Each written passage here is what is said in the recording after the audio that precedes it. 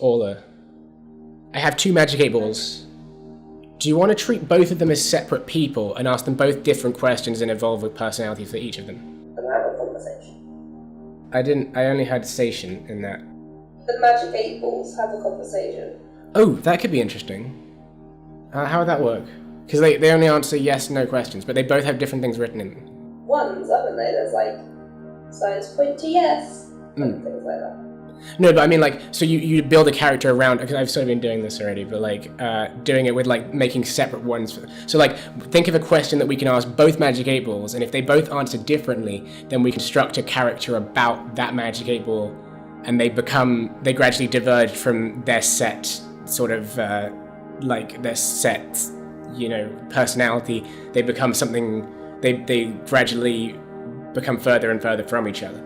Like if you say, are you a man to the magic 8 ball, and one says yes and one says no, then you ask different questions to the other one, which I'm immediately assuming is the female one because of a male bias. And then, you know, when... Yeah. Like that, I think that could be really interesting. Do you want to do that? This is going to be fun. Okay, cool. Okay, do you want to do the first question? You go. Okay. Are you having a good day? So, we've got 2 magic 8 balls, and I suppose we should probably name one of them 8-1 and the other one 8-2.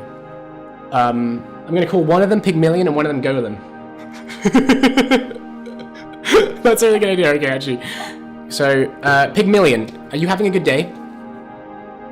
Yes, definitely. Pygmillion is having a good day. This is the best game I've ever come up with. Oh my god. Okay, now let's ask Golem. Golem, are you having a good day? Don't bet on it. Oh my god, it's like, it's a prophecy, it's coming true. Okay, Orlaigh, do you want to ask a question to either Golem or Pygmillion, or both? Which one was the bad one? Golem.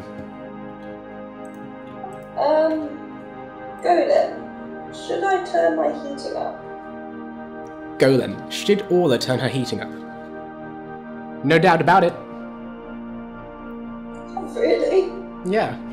There's terrible judgment that's boiling in here. Okay, Golem, you're a bad Golem.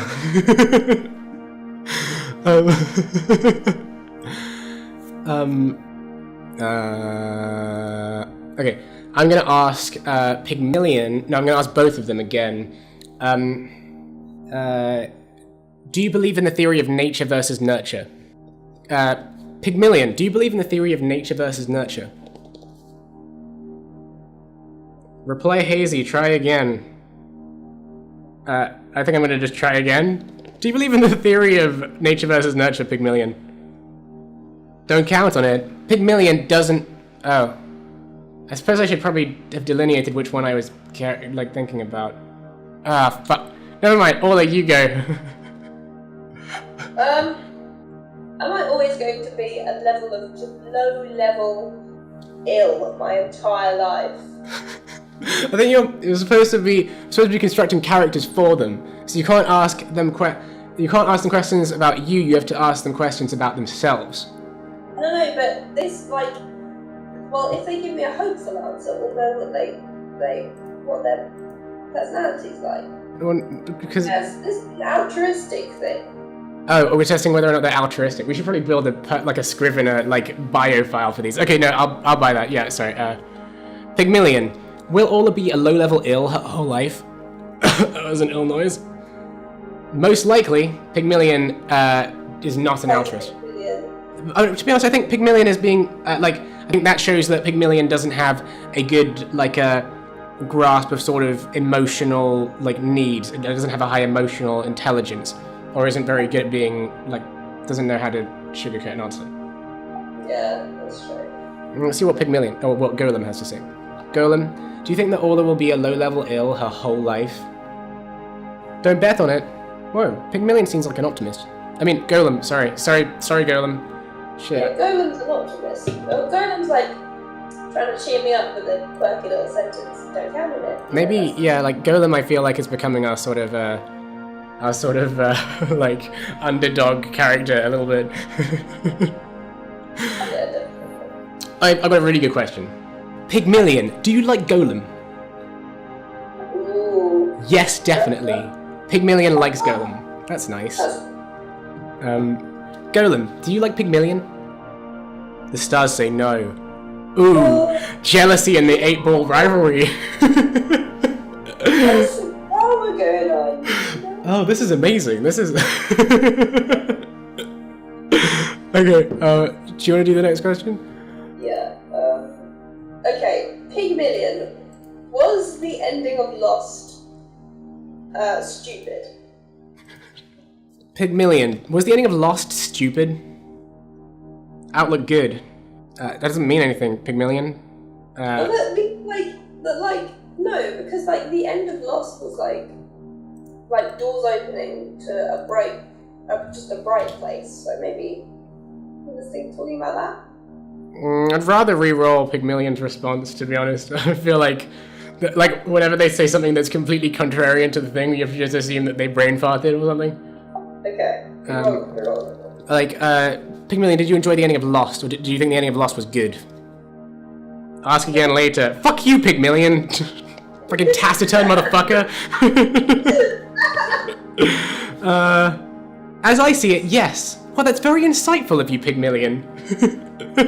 This is the Pygmalion effect at work. I'm more likely to re-roll Pygmalion's answer because I've already got like a fondness for Pygmalion. This is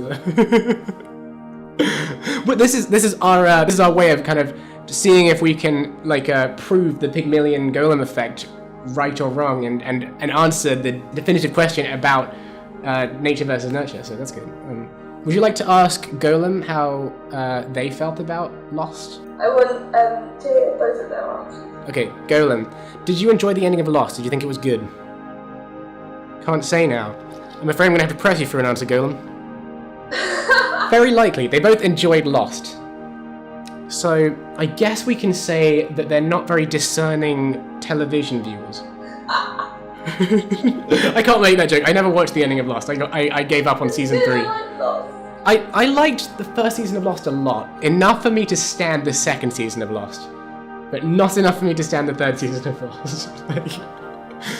I know in season 3 it becomes a very different show and it has that flash sideways, which I think is an interesting way of doing it, and I'm sure I should probably watch all of it before I can make those sort of... I think that season 2 was awful though. It really pissed me off that they introduced so many interesting new characters and then promptly killed almost all of them. That infuriating me. Yeah. I'm gonna ask Pygmalion and Golem whether or not they find it frustrating that Michelle Rodriguez dies in every group. No, I'm not gonna ask them that question because I don't think that's actually going to tell me that much about them. I'm gonna... Okay, do you want to do the next question to be like a definitive, we're going to create these characters and not just their personalities? Are you a girl or a boy? Okay, yeah. Oh, actually, what if we start with, do you believe in the concept of gender? Because they might not ascribe as that. Yeah, because we could treat them almost as artificial intelligence. So, Golem, do you believe in gender? Golem has responded by getting caught and only showing weenie little face that you can't see anything of. Don't bet on it. Golem doesn't believe in gender. Interesting. So I'm actually going to press Golem for a more interesting answer. Golem, do you ascribe to any gender then? Yes. Okay. This is starting to fall apart here. This is seeming like the seams of Cleverbot right now. Should I? Okay. Golem. No, I think we'll stick with Golem's original answer and say Golem is at this point at least, agender. Or not, doesn't want us to know their gender. Or sex, I don't know how Golem works. Okay, anyway, Pygmalion, do you believe in the concept of gender? Or do you identify or believe, do you believe in the concept of gender? Most likely. Okay, so Pygmalion seems to be more actively decisive towards gender. Pygmalion seems to identify as a gender in some capacity, whereas Golem doesn't seem to as much, it sort of rejects the concept of gender. So that's interesting. Do you wanna ask do you wanna ask either of them a question? I don't know. From this point, we could maybe choose a 8-ball and then we only ask we only ask questions to that particular one. Which one was the one that was like very obviously didn't like the other one? Oh, Pygmillion. Pygmillion didn't like Golem. Yeah. They're so named after the Pygmalion effect and the Golem effect, which is when in education, if you assume that a child is going to be, like if a child is told, or if a teacher is told that a child is special or is advanced, then they treat it as they treat the child as special and advanced, and they become more special and advanced because of the extra attention. And the Golem effect is the reverse of that. Oh, I see. Interesting. Yes, because I'm just so clever. My name's Linden. Sorry, it's a bit wanky, but I like it. So do you want to be Golem then, or do you want to be Pygmalion, who doesn't like Golem? I want to ask something. I think we should ask Pygmalion. Let's ask Pygmalion how they got so confident. Oh yeah, that's a good idea. Pygmalion, how did you get so confident? Outlook not so good. Oh, you can't ask those questions because they'll only respond with a yes or a no. Ask Pygmalion if they consider themselves confident. That's a good one, yeah. Pygmalion, do you consider yourself a confident person? My reply is no. Interesting. Do they consider themselves a headstrong person? Do you consider yourself a headstrong person? Don't count on it. Maybe Pygmalion doesn't understand because Pygmalion doesn't have a head and is confused by idioms. Like, Drax. Yeah. I think maybe that means that Pygmalion reacted sort of against Golem because they have sort of an inferiority complex and they were sort of projecting. It's kind of interesting. I think the next question that we should do is, would you like to be answered? Would you like to talk? Would you like to speak to Orlaigh, or would you like to speak to Linden? Yeah. Okay. Do you have a preference for do you want to go first, or do you want me to go first? I think you spoke first, so I'll say, Pygmalion, would you like to speak to Linden and Golem speak to Orlaigh? Yes, definitely. Okay. Thank you, Pygmalion. Do you want to?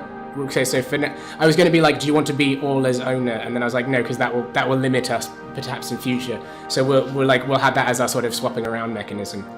Okay. Do you want to ask Golem a question now? I've asked Pygmalion one. Okay. Golem,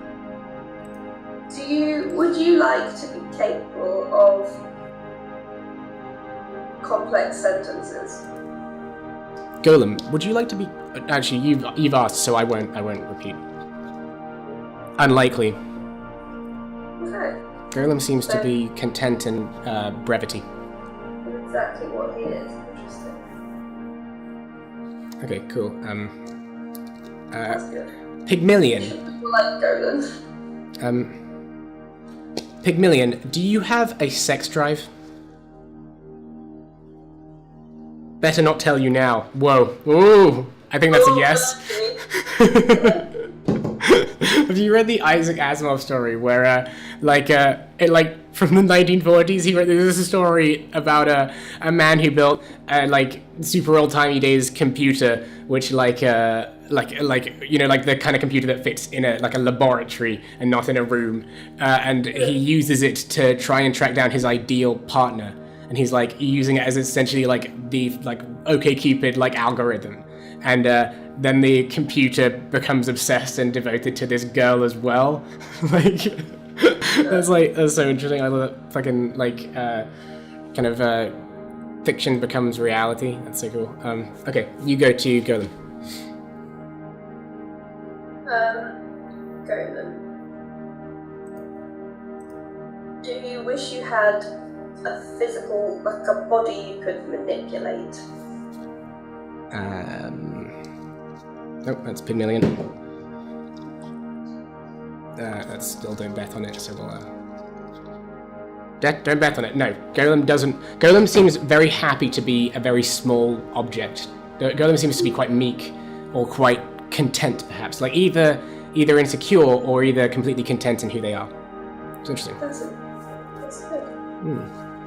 Good, I'm proud. I'm proud of that. That's good. Hmm. I am gonna need to go to bed. I've just crashed. Okay, yeah. I guess we'll say goodnight to Golem and Peen's Jab. This is such a good idea for a podcast. Can we actually... Did you record all of this? Yeah, I did, but I want to make that bit a separate podcast because I think that's so interesting. And I think we'll say, okay, that's it for the Loon Attic podcast and Golem and Pygmillion. Good night, everybody, and good night, Golem and Pygmillion and Orlaigh. Night, guys.